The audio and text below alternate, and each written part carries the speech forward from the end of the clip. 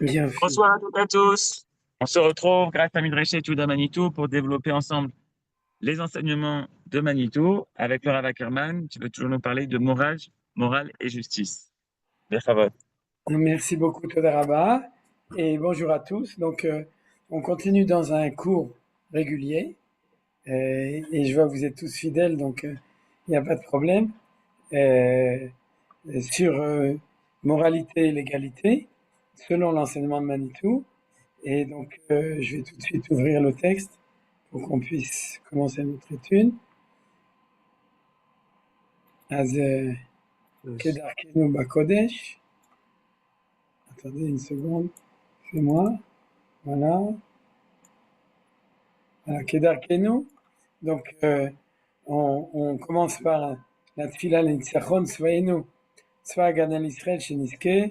להשמיד, להרוג, לאבד ולשבת כל אויבינו, לגרש את צפוננו מארץ קודשנו, ולשוב לכבוש ולהתנחל בכל חבלי נחלתנו, ובפרט בחבל עזה, puisque actuellement l'essentiel de la guerre et malheureusement aussi du nombre de soldats qui tombent et qui sont blessés, c'est à חבל עזה.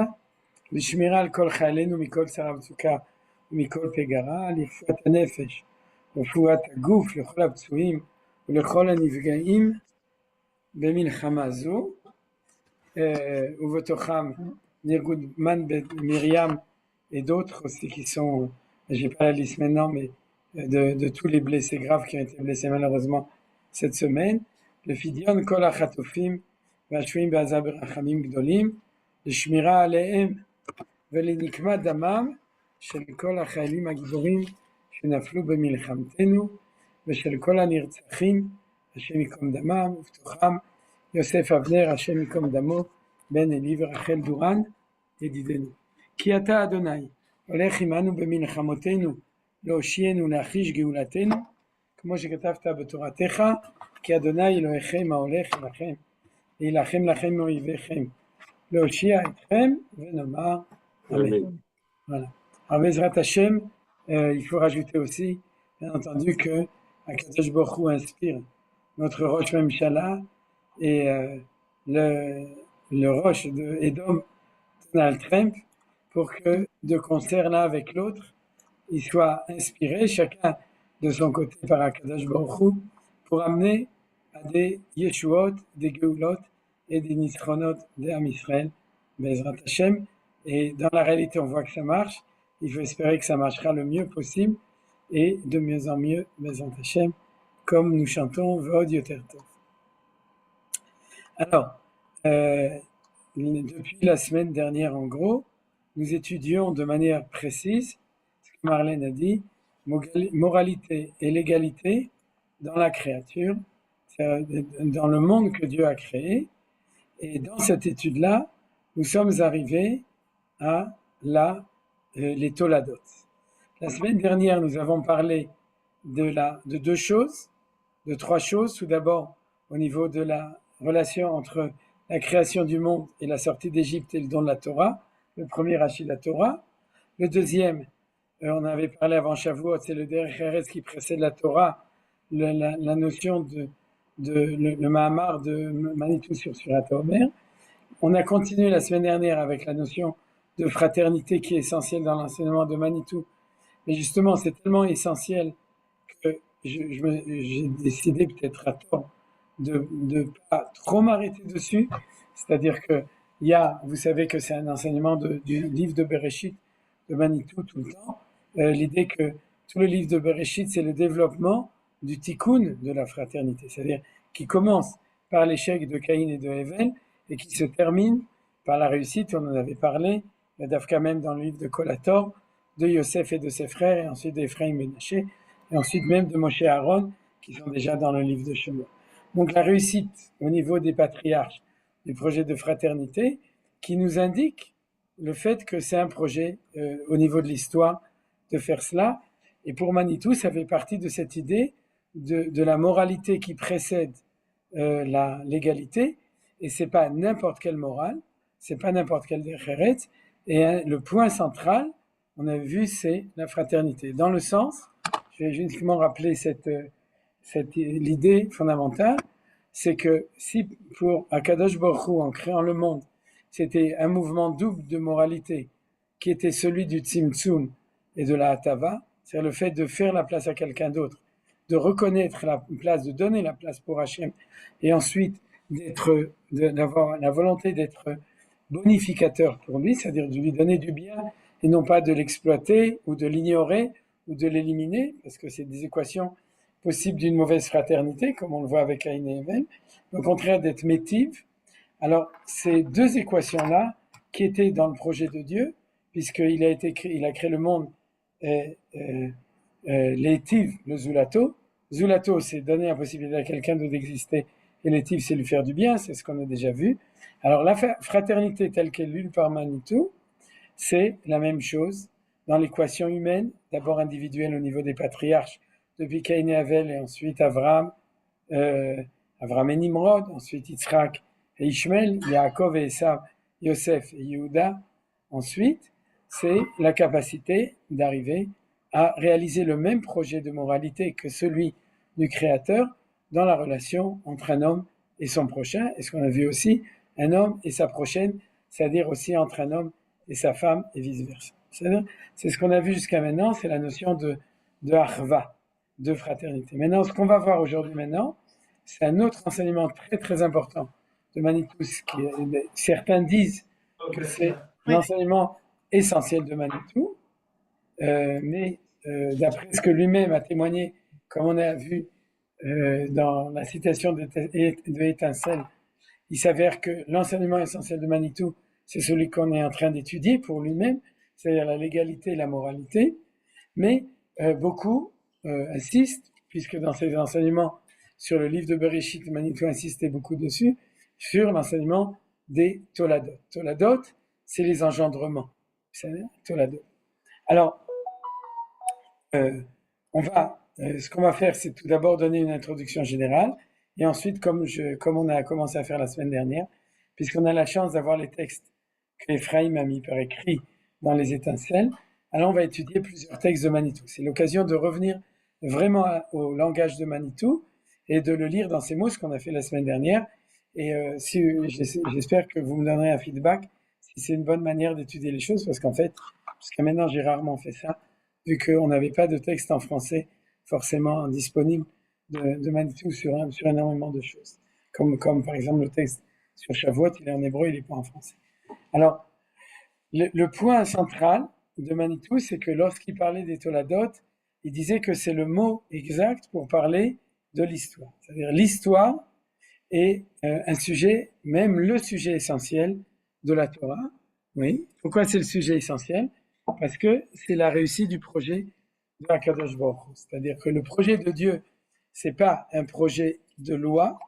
Les lois, les chukim ou mishpatim, les lois sur la manière de se conduire et de faire que l'histoire puisse réussir.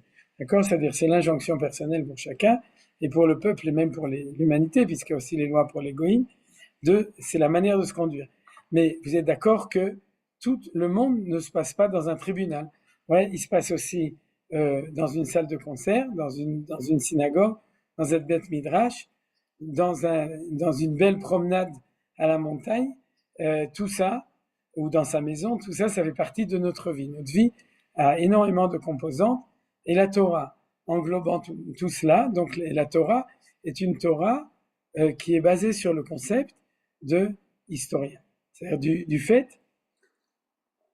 que le projet de Dieu est un projet qui est dans le temps et qui implique une dynamique. Quand on parle de dynamique, on parle aussi d'évolution, de changement, et dans lequel l'homme a son rôle à remplir pour pouvoir réussir le projet dans le temps de l'histoire. On sait combien de temps ça dure pendant 6000 ans, et donc on a un projet d'histoire de 6000 ans qui correspond aux 6 premiers jours de la création, et dans lequel l'homme, la société humaine et Am Israël, il doit réussir son projet, et son projet, c'est la réussite du projet de Akadosh Baruch Hu. Alors, comme disait Manitou, il y a différents mots pour parler de ça. En français, on parle de histoire,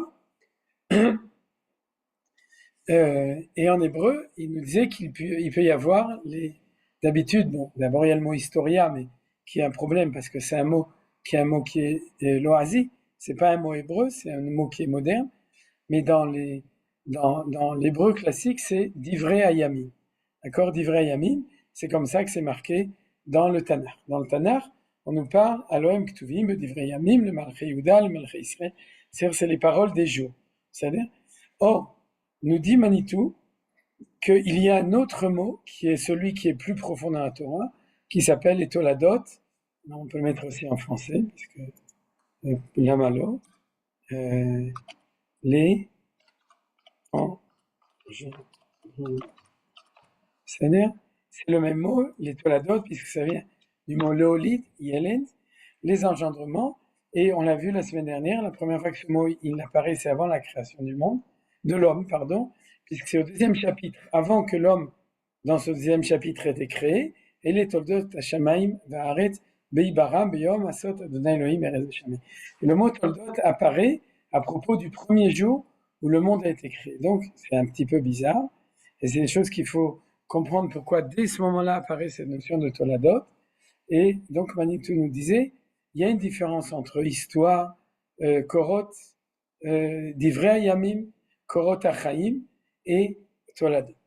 Alors, quelle est la différence? Pourquoi Manitou tenait tellement à ce qu'on utilise comme mot pour décrire l'histoire les Toladot et non pas Divrei Hayamim ou historien? C'est-à-dire, pourquoi est-ce que ces mots qui sont exacts ne sont pas le mot précis qui va expliquer d'après la Torah l'histoire du monde? La réponse de Manitou, c'est que le problème est de savoir est-ce qu'on étudie l'histoire des événements ou l'histoire des hommes. C'est-à-dire, alors, pourquoi il fait cette référence? Parce que je vous rappelle que quand vous étiez à l'école, vous avez appris les Divrei Hayamim, vous avez appris l'histoire, et vous n'avez pas appris les Toladot, c'est-à-dire qu'à l'école et au lycée, on nous a enseigné l'histoire des événements. 1515, la victoire de Marignan, c'est-à-dire 14-18, c'est celle que je préfère, c'est-à-dire on nous donne toujours des dates avec des événements. Donc il y a quelque chose d'impersonnel dans cette approche de l'histoire. Et c'est sur ce point que Manitou expliquait pourquoi est-ce qu'on doit parler de Toladot et non pas de Divrei Hayamim, parce que c'est deux lectures fondamentalement différentes des événements de l'histoire. Est-ce que l'histoire, c'est une histoire impersonnelle d'événements ou c'est une histoire personnelle de civilisation et de personnes qui ont vécu et qui ont fait quelque chose? C'est aujourd'hui d'ailleurs, comme on est dans un temps où il faut être honnête, il y a par exemple dans la philosophie, il y a l'existentialisme, il y a la psychanalyse, c'est-à-dire depuis que le peuple juif est revenu en Eretz Israël et qu'il y a le temps de Géoula, il y a une recherche aussi dans l'humanité de l'humanisme, c'est-à-dire de rechercher l'homme et non pas l'objet ou la date ou le chiffre ou le poids, c'est-à-dire les poids et mesures, c'est-à-dire l'objectivité, mais au contraire de rechercher l'humanisme ou l'humanité ou l'homme qui se trouve. Et pour Manitou, c'est ça la question, c'est-à-dire que si jamais dans l'histoire tu t'occupes des hommes, alors ça s'appelle Toldot, et si tu t'occupes des événements, des korotes, de ce qui s'est passé, alors tu appelles ça Divrei Hayamim ou Historia, et donc tu as une approche historique complètement différente, et du coup des conclusions, une vision historique qui va être fondamentalement différente. Et c'était ça le chidouche de Manitou dans son nom des Toladot. C'est-à-dire c'était de passer de l'événement à la personne, et on va appeler ça, dans le langage de Manitou, de l'impersonnel au personnel. C'est-à-dire, c'est ça l'équation.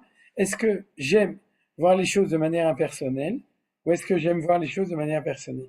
Sur ce sujet-là, il y a une Torah de Manitou qui est globale. Pourquoi? Parce que, et on verra à un autre moment, mais on le verra dans la suite du développement, parce que dans le monde occidental, ce qu'on appelle la notion de émet, la vérité, c'est ce qui est objectif. C'est-à-dire ce qui est impersonnel, c'est ça qui est vrai, et que d'après l'explication de Manitou, qui est bien sûr basée sur énormément de sources précédentes, c'est-à-dire sur toute la Torah, mais au niveau des enseignants, des livres de Rabbi Yehuda Levi dans le Kuzari, du Maharal, de Rav Kook, de la Kabbalah, c'est-à-dire essentiellement de la Kabbalah, on va le voir aujourd'hui. L'impersonnel, c'est la mort. Le personnel, c'est la vie. Et là où se trouve la vie, se trouve le Emet, puisque se trouve Akadosh Baruch Hu, Hashem Elokechem Emet, Et là où se trouve la mort, ouais, eh bien, il y a disparition de vie, donc il y a disparition de présence de Dieu, donc il n'y a plus de émet, et on n'est plus dans la vérité. Par contre, comme je vous ai dit, dans la conception gréco-romaine occidentale des choses, quand je suis devant une vision objective des choses, sans sentiment, à ce moment-là, je pense que je vais arriver à une vérité. Alors, on étudiera encore ce sujet parce que c'est un sujet central de Manitou. Akadosh Hu, c'est quelqu'un, l'homme, c'est quelqu'un, et la réussite du projet, c'est d'être le plus dans le personnel et de s'éloigner, de considérer que l'impersonnel, le déterminé, la matière, sont la structure extérieure dans laquelle on se trouve, mais c'est pas là que se trouve la divinité, la personnalité et la vie de manière générale, et la vérité du coup aussi ne se trouve pas là-bas. C'est-à-dire, souvenez-vous, que ce qui différencie l'homme de l'animal, c'est le Tselem Elohim, c'est et qu'on est fait à l'image de Dieu. Être fait à l'image de Dieu, ça veut dire que Dieu et nous sommes des êtres plus existants que tout ce qui est en dessous dans les différents niveaux d'existence qu'il y a dans le monde. Alors, puisque c'est ça, cette vision générale de tout, de la religion, des sciences, de tout, alors donc c'est aussi valable pour l'histoire. C'est-à-dire que l'histoire est un des sujets des sciences, un des sujets de la science, c'est une des sept sciences du monde, c'est l'histoire, et dans l'histoire, cette approche qui est une approche au niveau de la vision personnelle et non pas impersonnelle, du passage de l'événement à l'homme qui engendre l'histoire, qui crée l'histoire, c'est cette chose qui est fondamentale dans la vision de Manitou. Alors, on aurait pu très bien imaginer qu'on appellera ça Historiat Aenoshut, l'histoire de l'humanité. Ou bien on inventerait un mot qui ferait un lien entre le mot Enoshiout et l'histoire. C'est-à-dire, la question qui est subsidiaire, c'est de savoir, de comprendre en fait pourquoi est-ce que cette présence du côté humain va s'appeler Toldot dans le sens d'engendrement. Alors, ici, on a une deuxième idée qui est importante, c'est-à-dire que, par exemple, on pourrait dire d'ailleurs, que plus on est à un niveau, je parle dans le monde ici, plus on est à un niveau d'humanité haute, c'est-à-dire d'une personnalité haute, plus la longévité est raccourcie. Alors, c'est vrai sans être vrai, mais en gros, on peut dire comme ça, le minéral, vous êtes d'accord, est éternel. D'accord ? C'est pour ça que les nations trouvaient dans la statue, dans une statue, l'éternité qu'ils recherchaient dans le monde, c'est-à-dire la représentation de la statue comme éternité, parce que le minéral, au niveau du temps, alors qu'est-ce que ça veut dire ? Ça veut dire qu'il ne change pratiquement pas. Donc, il n'a pas véritablement d'histoire. L'histoire du minéral, elle existe, on la connaît, c'est l'histoire en fin de compte telle qu'elle est décrite par les scientifiques depuis le Big Bang jusqu'à aujourd'hui, c'est-à-dire où il y a énormément de dynamique dans le minéral. En fait, c'est pas vrai, les atomes, les électrons, tout bouge tout le temps, mais au niveau où on le voit, il y a une stabilité beaucoup plus grande sur ce qui est minéral. L'exemple qui est donné dans la Torah, c'est le fait que sur un korban, il faut mettre du sel, et c'est la raison pour laquelle on trempe aussi le pain dans le sel quand on mange. Parce que sur le sel, il est marqué Melach Beritola, le sel comme alliance d'éternité.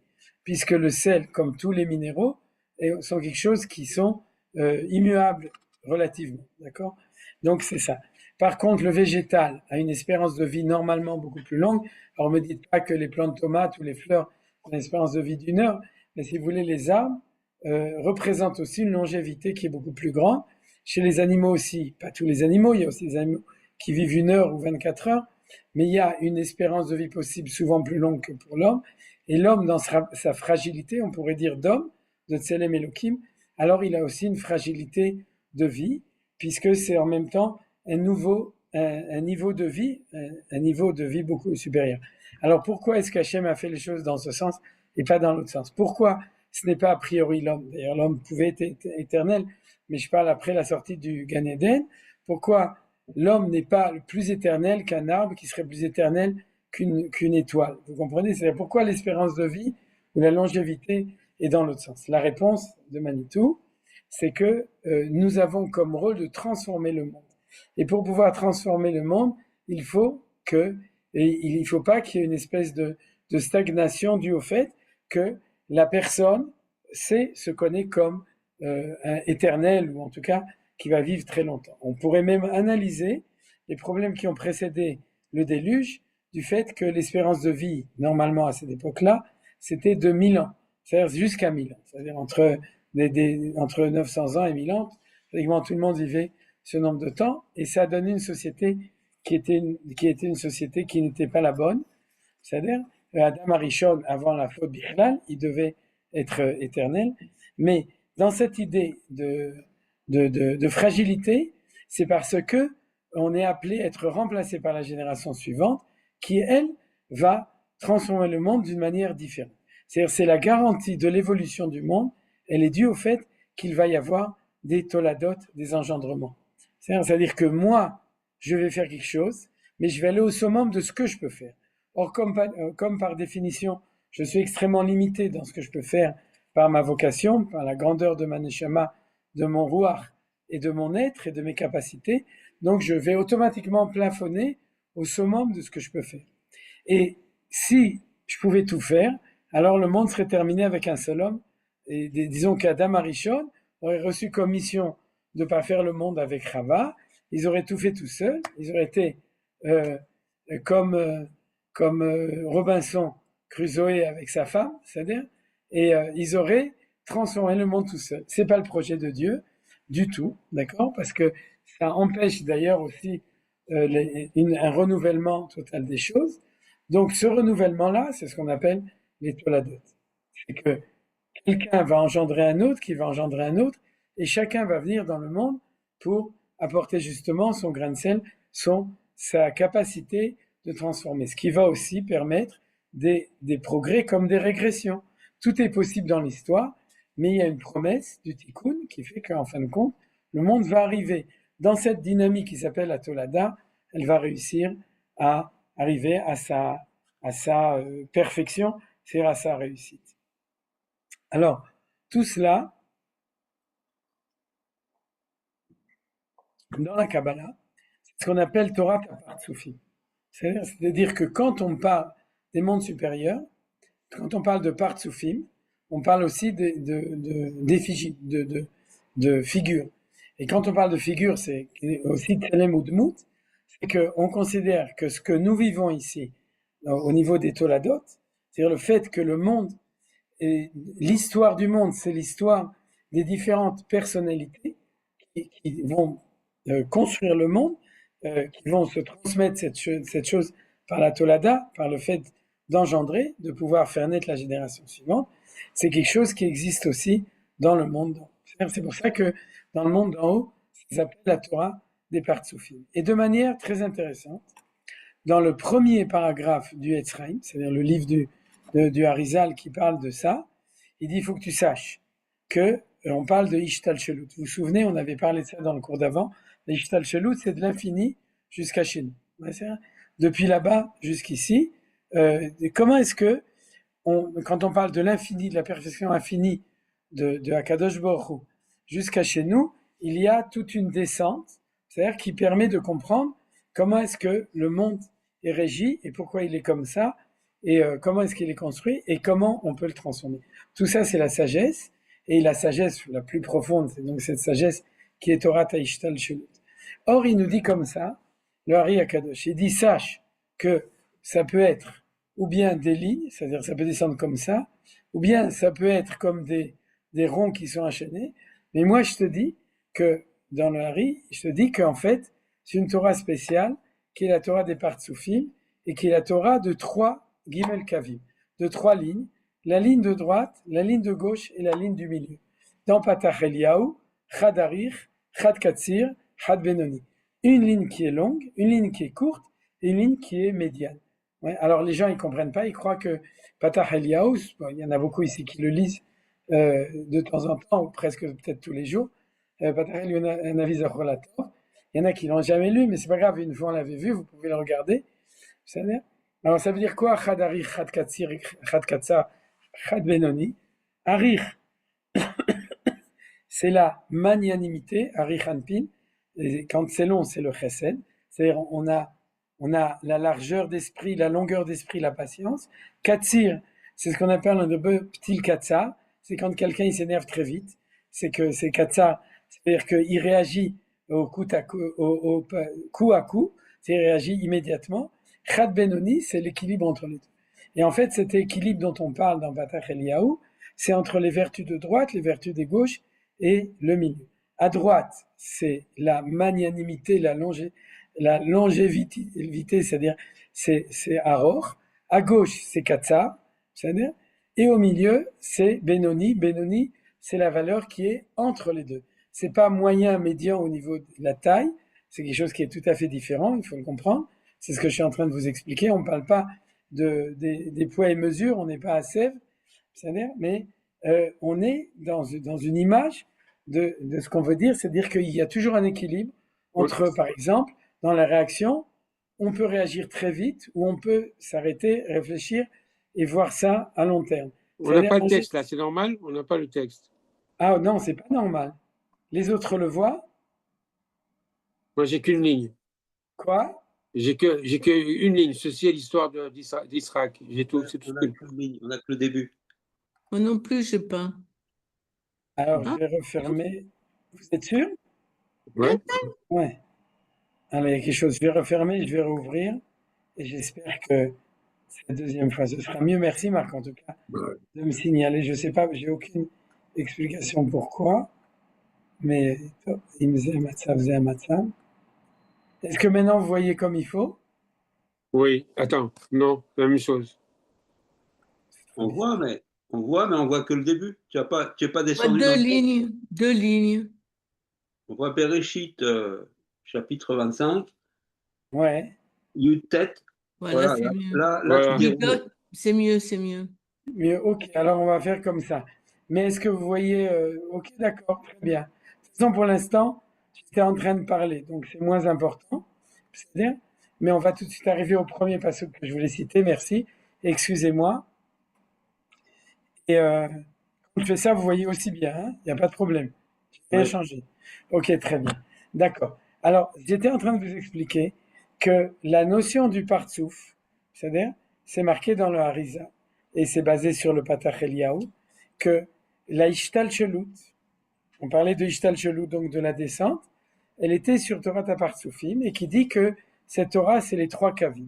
Et les trois kavim, tels que je suis en train de vous l'expliquer, et c'est des choses qu'on a déjà vues plein de fois, c'est que tout ce qui est dans le monde, du 2 de Bereshit et du Aleph du matin de Torah, c'est une tension entre la droite et la gauche avec l'équilibre au milieu, qui s'appelle de manière la plus classique, à droite Chesed, à gauche Gevura et au milieu Tiferet. Alors, j'étais en train de vous donner un exemple. Prenez un exemple sur même maintenant, par exemple, dans la politique actuelle. Il y a des gens qui demandent de réagir vis-à-vis de Haza de manière immédiate. C'est-à-dire, il faut casser la figure à tout le monde, il faut tous les trucs, et je suis d'accord avec eux. C'est-à-dire les affamer et tout, c'est-à-dire, aller zveng vegamarnu, c'est-à-dire donner un grand coup. Ça s'appelle la réaction Katsa. Vous comprenez? Il y a des gens qui disent non, il faut réfléchir de manière beaucoup plus globale à tous les résultats que ça va donner, à l'influence sur le monde international et les pressions, etc. Et en général, quand ils réfléchissent comme ça, ils arrivent à des conclusions plus magnanimes. C'est-à-dire, du coup, il faut comprendre toutes sortes de choses, faut les comprendre, faut être truc et tout. Donc, il faut libérer les prisonniers, arrêter la guerre, faire un accord de paix, etc. En fait, qu'est-ce qu'ils ont exprimé? Le premier a exprimé le côté gauche de la rigueur, le deuxième le côté droite de la magnanimité, de la perspective, de la longévité. Alors vous me direz, alors peut-être qu'ils ont raison puisque la Torah, il y a marqué le Torah Chesed. Non, ça dépend des cas. Des fois c'est comme ça, des fois c'est comme ça. Des fois il faut faire comme ça, des fois il faut faire comme ça. Le défaut des gens, comme disait Manitou de Shalom Marsham, qui sont que dans la vertu d'Abraham, et on va le voir dans le texte qu'on va étudier aujourd'hui, c'est qu'ils croient que c'est ça la Torah, et qu'ils ont une espèce d'obsession de toujours être dans le côté de Harich, c'est-à-dire de quelque chose de beaucoup plus long, plus large, plus une vision plus générale. Et du coup, ils sont sûrs qu'ils ont raison, ils ne se rendent pas compte qu'il y a des moments où on doit être complètement du côté Katsar. C'est-à-dire, il faut réagir immédiatement. Tu nous as donné une claque, on te donne 10 claques. C'est-à-dire, tu nous as, chas de shalom, tué 5 soldats, comme c'est arrivé maintenant.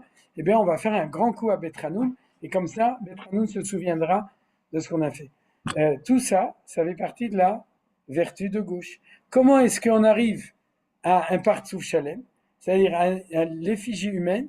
L'effigie humaine, elle est dans l'équilibre entre les deux qui s'appelle la Tiferet. C'est-à-dire que tout dans le monde, ça c'est le secret du monde, tout dans le monde c'est le tiercé, c'est le secret du tiercé. C'est-à-dire dans l'ordre.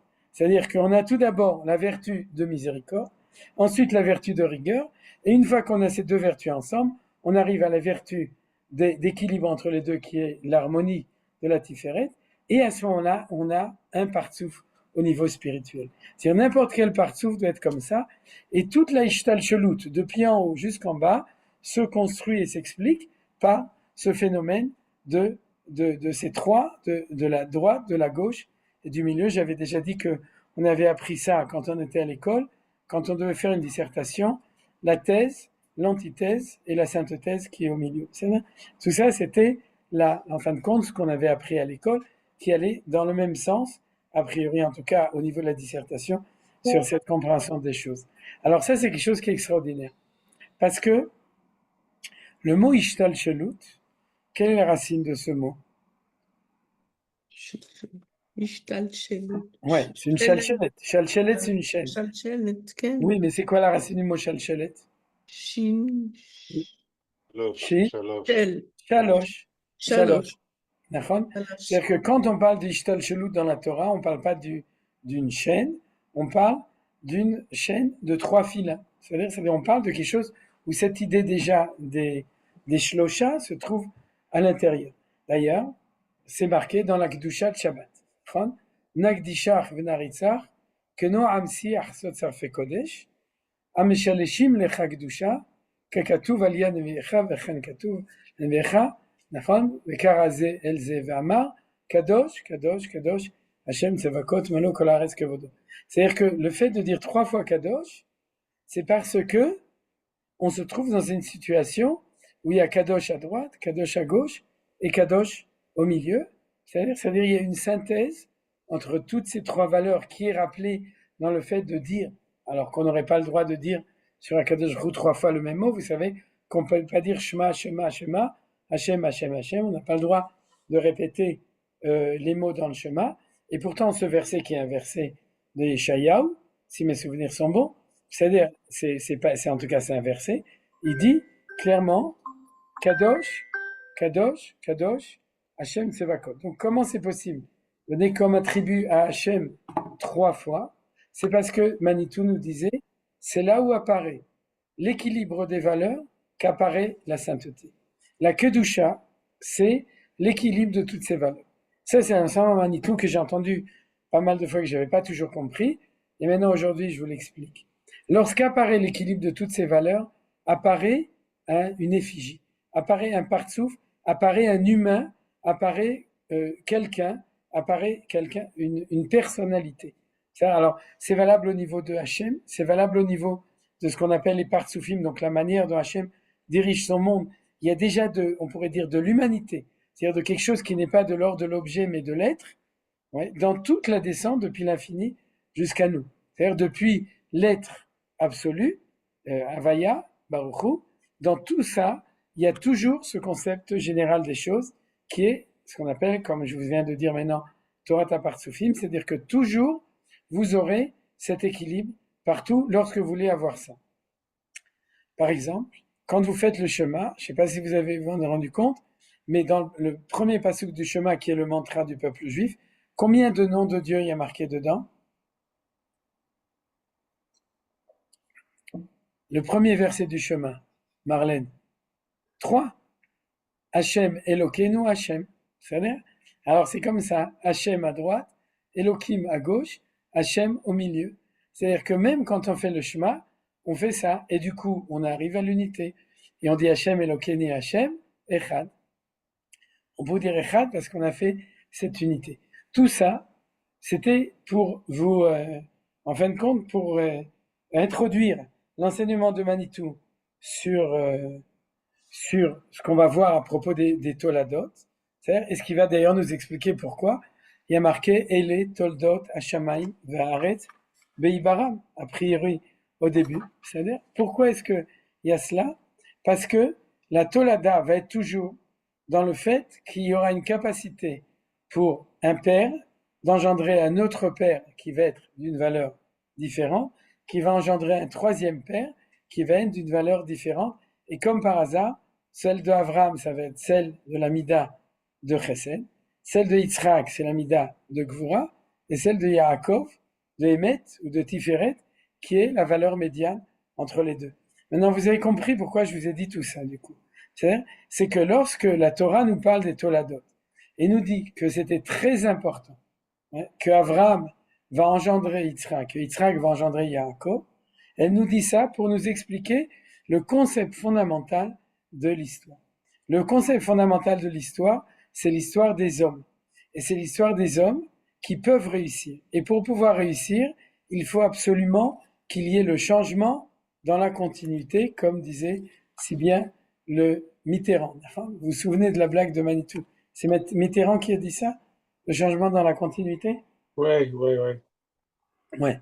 Alors, je vous ai déjà raconté la blague de Manitou, c'est que Mitterrand, il avait un juif qui travaillait chez lui, je crois que c'était Attali, et il avait dit, Manitou, qu'il ne faut pas confondre le juif de Mitterrand et le mythe du juif errant. Donc c'était le jeu de mots de Manitou là-dessus. Mais bref, pour revenir au changement dans la continuité. Le changement dans la continuité, ça veut dire que pour que la continuité soit véritable, il ne faut pas que ce soit la même personne qui fasse, il faut que l'histoire passe dans des changements qui sont par le fait que Dor Olech V'Dor Ba, une génération s'en va, une nouvelle génération vient, et chaque génération va amener quelque chose de nouveau par rapport à la génération précédente. Alors c'est valable au niveau de l'histoire de l'humanité, c'est valable au niveau de l'histoire du peuple juif, et le prototype, c'est-à-dire le Hav, Binyan Av, en hébreu un prototype c'est le Binyan Av, c'est le Binyan Avot. C'est pas Binyan Av, c'est le Binyan Avot, c'est l'édifice des Avot, les Avot, c'est Abraham, Yitzhak, Yaakov. Et c'est eux qui nous ont enseigné dans Bereshit le prototype du modèle de l'histoire qui s'appelle Toladot. Vous avez compris maintenant le rapport entre la Ishtal Shelut, entre la notion de Gdusha qui n'apparaît que quand c'est là, et elle apparaît là parce que quand on a cet équilibre, alors on a un humain devant nous. On a quelqu'un. Je veux dire un humain, c'est dangereux parce qu'il faut faire attention quand on est au-dessus, mais il ne faut pas oublier qu'on a été créé à l'image de Dieu, et c'est ça l'image de Dieu. C'est-à-dire l'image de Dieu, c'est l'être. C'est-à-dire lui est Havaya, Yud Kei Vav Kei, c'est l'être suprême. Nous, on est aussi, on est un être, et être, c'est être dans l'équilibre des choses. Quand on n'est plus dans l'équilibre, on est en mauvaise santé, physique, morale ou spirituelle, parce qu'on a perdu l'équilibre de toutes ces choses-là. Pour les Chinois, vous connaissez, Nahon? C'est le Yin, c'est les Chinois, ouais, le Yin et le Yang.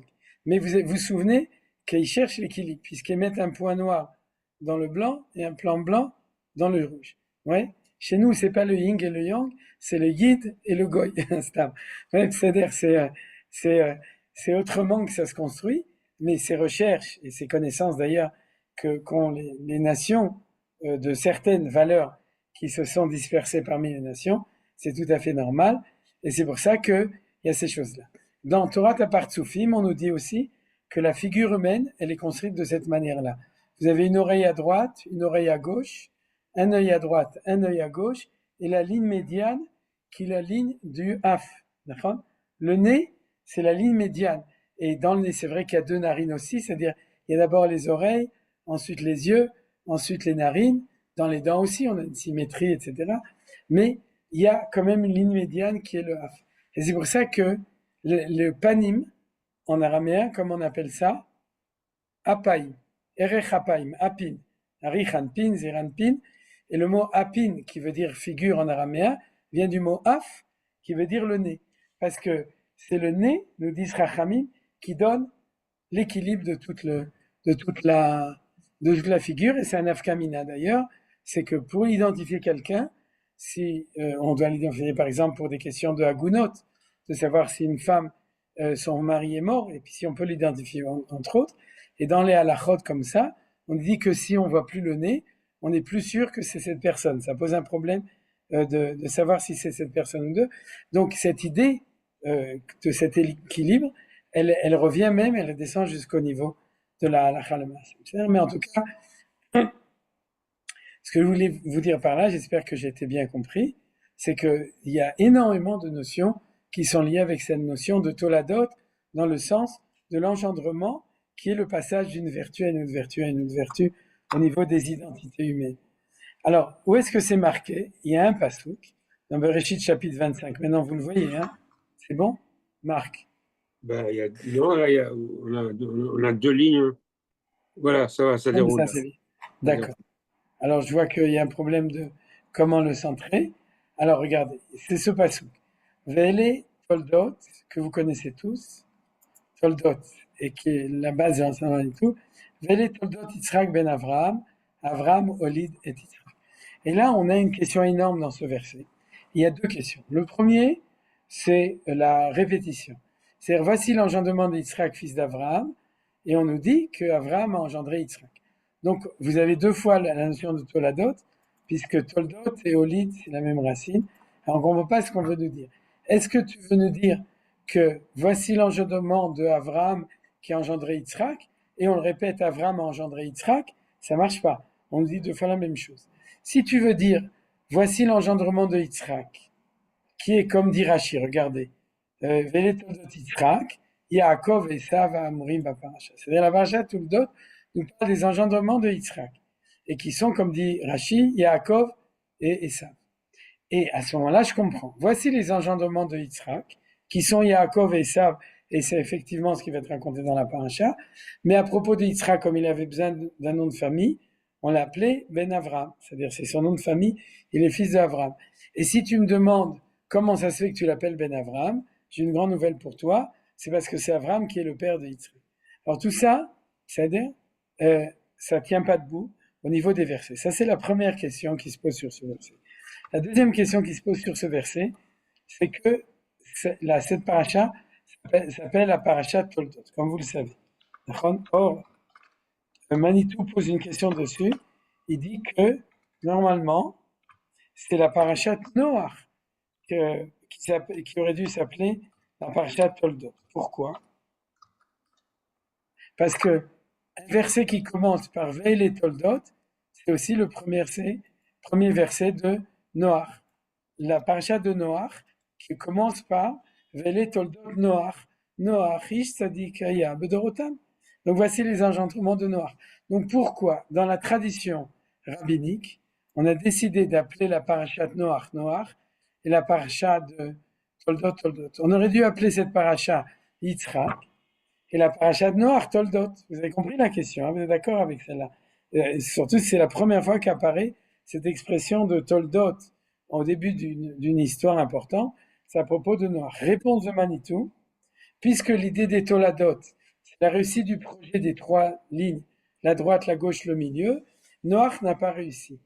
Noach n'a pas réussi à engendrer un fils qui va être de l'autre côté, qui va engendrer un fils qui va être au milieu.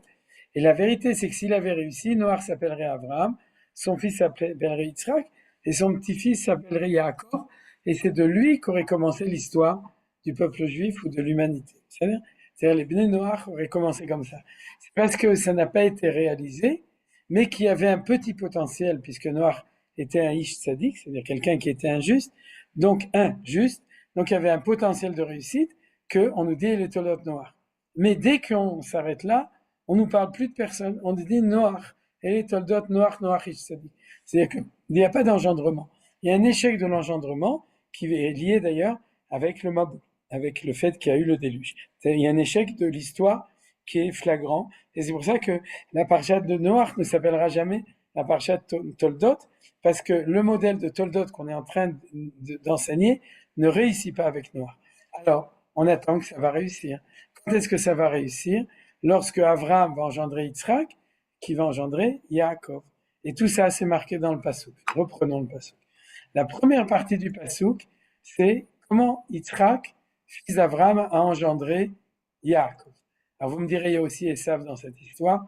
Je suis d'accord, ça fait partie de l'équation spéciale de cet engendrement, que avec Yitzhak naît Ishmaël, avec Yaakov naît Esav, et que actuellement les nations qui nous entourent, avec qui on est en communication, des fois en guerre, des fois au contraire en entraide, c'est les nations de Esav et les nations de Ishmaël.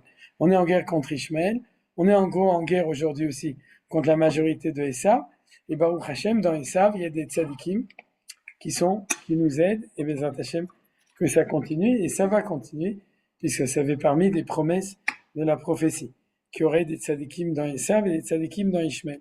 Donc, même du côté d'Ishmaël, ça va arriver aussi, mais en tout cas, c'est avec eux que cette équation de Chesed Gvura, tout simplement, nos sages nous disent, oui, le mauvais côté du Chesed de Avraham va sortir dans Ishmaël, le mauvais côté de la Gvura de Yitzhak va sortir dans Esav, et grâce à ça, on va avoir Yaakov, mais avec toute cette équation difficile de ces trois, et on la verra encore. Donc, Chachamim nous disent, c'est ce qui est marqué dans Rashi, voici les engendrements de Yitzhak et de Yitzhak. Et donc, on nous parle de Yaakov qui est marqué dans la paracha. Mais on nous dit que Yitzhak est Ben Avraham. On le savait. Pourquoi on a besoin de nous le dire? Pour préciser que Yitzhak ne peut engendrer Yaakov que parce que il a été engendré par Abraham. C'est-à-dire, c'est là qu'on nous donne cet enseignement magnifique. C'est-à-dire que Yitzhak ne pourra réussir le projet d'engendrer Yaakov que s'il est le fils de Abraham. Et c'est ce qu'on nous dit à la fin du pasuk. Sache que c'est parce qu'Abraham a engendré Yitzhak que Yitzhak va pouvoir engendrer Yaakov. Vous avez compris? C'est comme ça qu'on explique le pasuk. Et du coup, il n'y a aucune répétition dans ce pasuk, puisque la première partie du pasuk nous parle des engendrements d'Yitzhak, la deuxième nous parle des engendrements d'Abraham, et on nous explique que l'engendrement de Yitzhak ne peut aboutir que si Abraham va engendrer Yitzhak. Regardez, c'est marqué dans Rashi. L'achar shekara akadosh baruch hu shma Avraham achar kach olidet Yitzhak. Vous voyez, c'est-à-dire que tant qu'Avraham ne s'appelait pas Avraham, il s'appelait Avram sans le hey, c'est-à-dire qu'il n'était pas complet, et que Sarai s'appelait Sarai au lieu de Sarah, et que Avraham n'avait pas fait la Brit Mila, il n'avait pas suffisamment avancé dans son projet d'être, de son identité spécifique, pour pouvoir être capable d'engendrer le fils Yitzhak qui va être l'antithèse de Avraham, c'est-à-dire qui va être dans la Gvura, et parce que Avraham n'était pas arrivé à la maturité d'être pour pouvoir le faire. Et c'est ce qui a marqué Avraham, Olidet Yitzhak, mais Avraham ne pouvait pas être Olidet Yitzhak. Il pouvait engendrer Ishmaël, puisqu'Ishmaël est le fils d'Avraham et pas de Avraham, mais Yitzhak ne pouvait naître que comme fils de Avraham. C'est ce que dit Rashi, et il nous apprend comme ça comment lire, de manière manitouienne et kabbalistique, un verset anodin de la Torah, c'est-à-dire qui est celui-là qui nous donne en un verset, en fin de compte, toute la Ishtalchelut, c'est-à-dire les trois niveaux, on peut dire, de tout ça. Yofi. Donc on a terminé avec l'introduction, et on va étudier la manière dont Manitou dit ces choses-là, c'est-à-dire combien de temps il nous reste. Lorsque Dieu s'adresse au Havot, il ne s'adresse pas, vous le voyez, c'est bien? Oui, oui. Okay. Ouais, c'est bien. Yofi. Alors, lorsque Dieu, alors de nouveau, c'est une étincelle. La référence, on verra quand on aura fini de lire. Lorsque Dieu s'adresse au Havot, il ne s'adresse pas dans la dimension du commandement ou de l'obligation à réaliser une mitzvah. Il s'adresse à eux dans un projet de promesse qui concerne précisément la descendance des Havot, la descendance des pères, lorsque celle-ci se constituera en société, en collectivité. Donc ce premier texte, c'est le texte fondamental dans lequel Manitou va nous enseigner la différence entre les Havot et les Banim. Il va nous dire comme ça, les Havot, c'est la moralité, et les Banim, c'est la légalité. C'est la même vérité, mais qui est exprimée dans une dimension spécifique à chacun. Alors on va voir les détails des phrases de Manitou.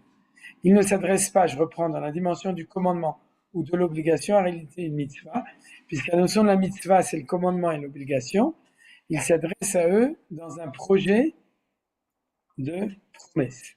Alors, ça veut dire quoi? Qui concerne précisément la descendance des Havot, la descendance des pères, lorsque celle-ci se constituera en société, en collectivité. C'est-à-dire, le même message, lorsqu'il s'adresse au père, en tant qu'individu, va être un message qui est dans un langage de midot. C'est-à-dire de midot, c'est de morale. Et lorsqu'il va s'adresser à une société, il va s'adresser dans un langage de mitzvot, de commandement d'obligation. Je vous explique un exemple complètement idiot. C'est-à-dire, si jamais il y a marqué vous roulez en voiture et qu'il y a marqué limité à 120 à l'heure, vous vivez comme un commandement, une obligation, une restriction. Mais si on va au niveau du projet, oui, c'est fait pour empêcher qu'il y ait des accidents de voiture. Donc c'est pour empêcher les gens de mourir dans la voiture ou de tuer d'autres gens ou de blesser des gens dans une voiture. Donc il y a un projet moral qui se trouve derrière, mais qui est vécu au niveau de la société comme une loi. La loi et la traduction doit être, on verra si ça réussit ou non, mais la loi est la traduction, quand on passe de l'individu à la société, d'une valeur morale. Et lorsqu'on est chez les patriarches, alors on va être révélé non pas la loi, mais la valeur morale qui va être la source de la loi. Et c'est ce qui est en train d'être marqué ici. Maintenant, comme le vrai projet, c'est le projet social de la collectivité, alors lorsque Dieu parle aux Havot dans des valeurs de morale, il leur parle dans un langage qui s'appelle le langage de la promesse. C'est-à-dire, il dit, ce que je te dis, c'est pas ce qui doit être, c'est les fondements de ce qui sera après. Je te promets qu'un jour, si tu réalises ta vocation au niveau de la morale, Abraham précède Yitzhak, Gvura, Yaakov Tiferet, alors de toi va pouvoir naître le peuple juif qui va le réaliser et qui va le vivre dans un langage non pas de midot, mais de mitzvot.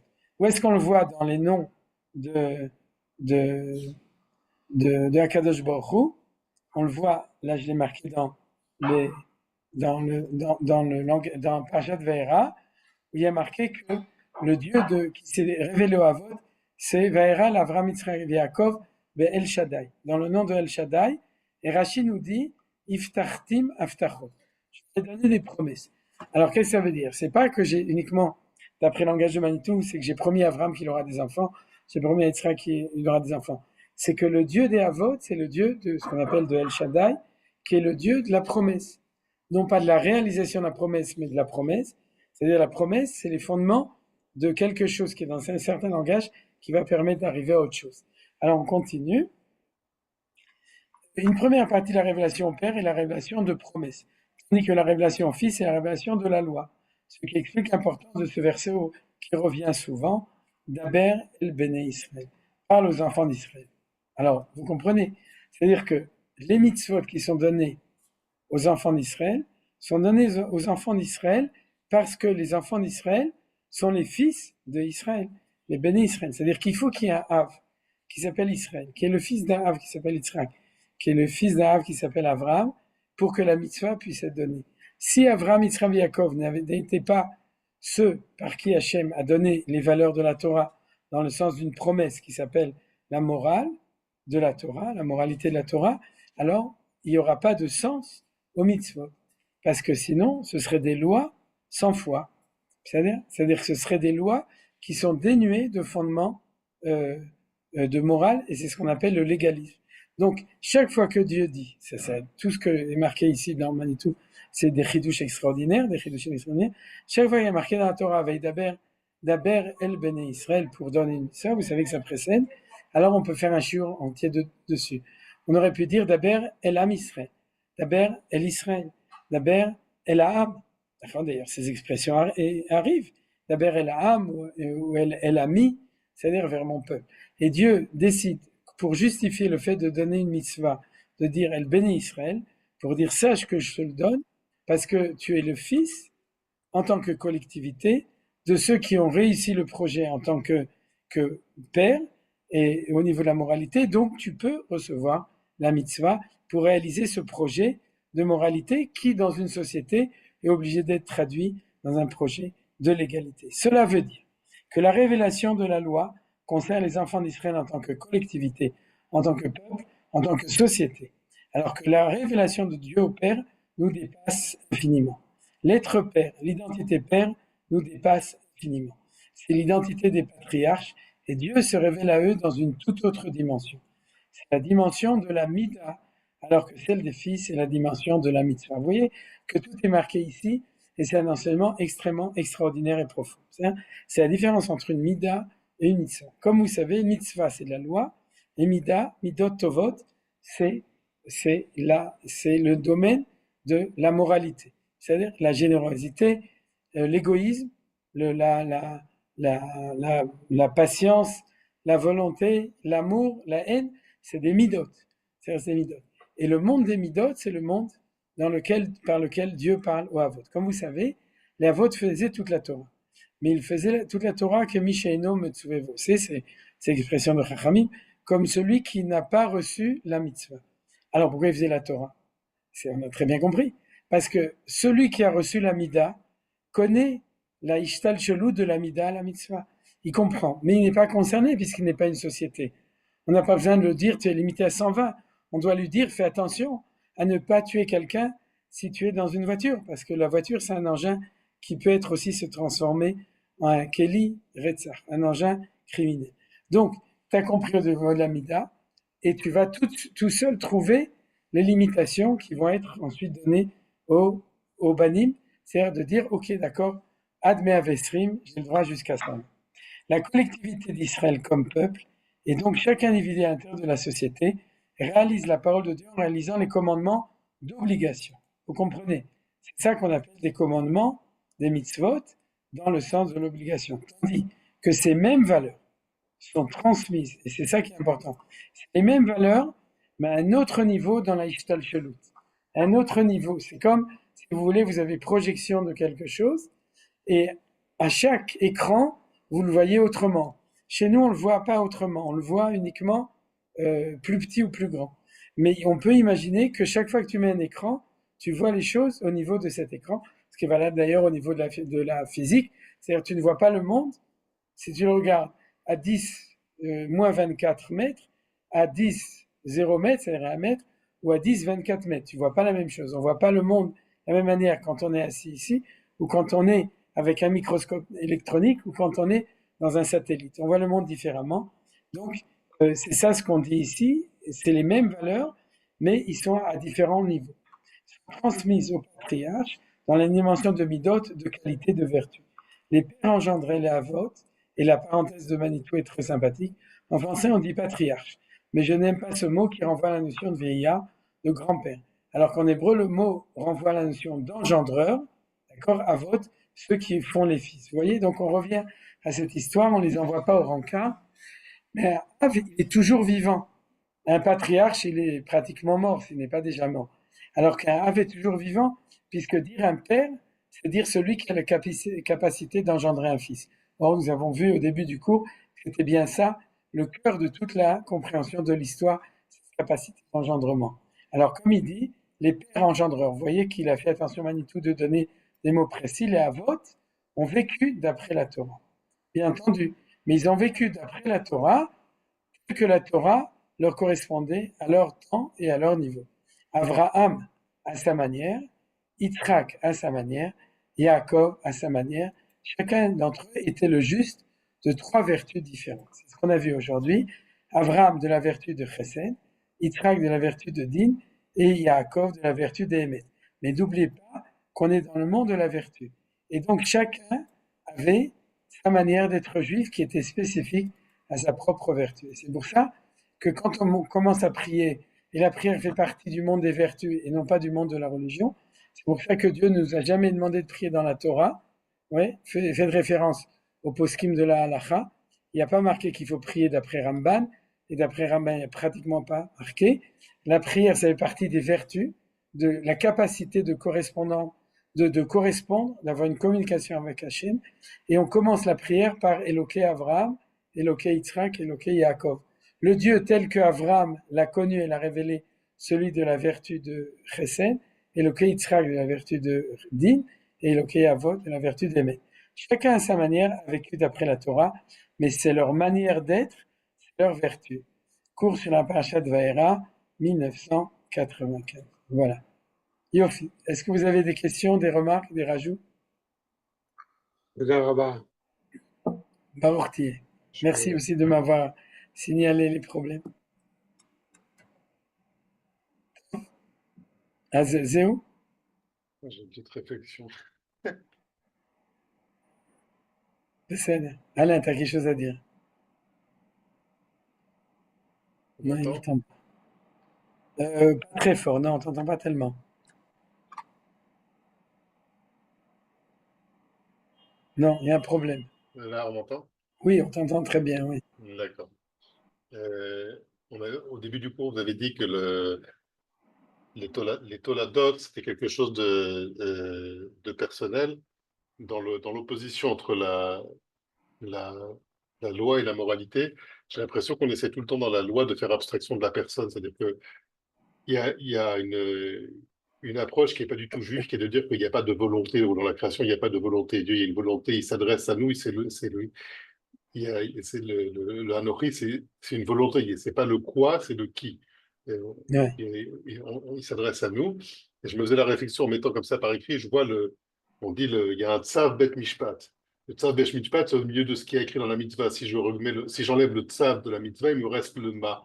Et en fait, le quoi, pour savoir le pourquoi du quoi, il faut qu'il y ait quelqu'un qui pose la question. Mais en fait, on essaie en permanence de nous ramener à quelque chose dans la culture occidentale. On nous dit les lois de la nature, quelque chose d'impersonnel, le hasard. Il n'y a pas de volonté derrière tout ça. On essaie de renier l'aspect de la volonté, que ce soit une volonté divine ou que ce soit une volonté humaine. Ça rejoint parfois le déterminisme qui nous assommerait, où on n'aurait pas notre mot à dire, où il n'y aurait pas de volonté finalement transcendante dans tout ce qu'on voit.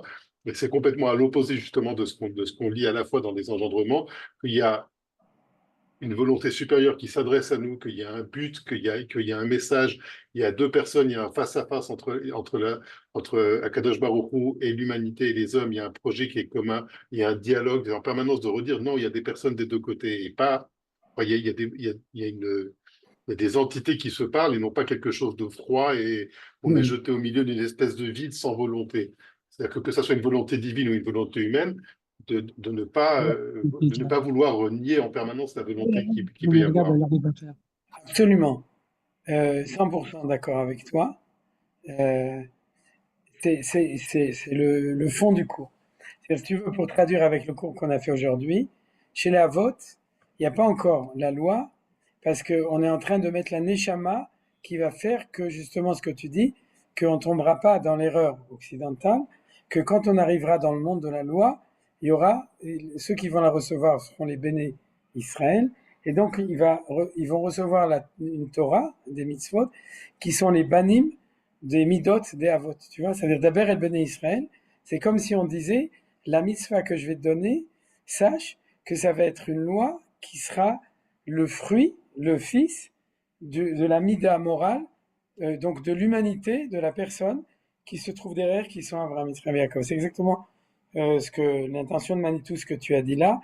Et en fait, le but du cours, c'est pas de retourner aux midot, c'est de faire descendre la lumière des midot dans les mitzvot. C'est-à-dire, c'est exactement ce que tu as dit.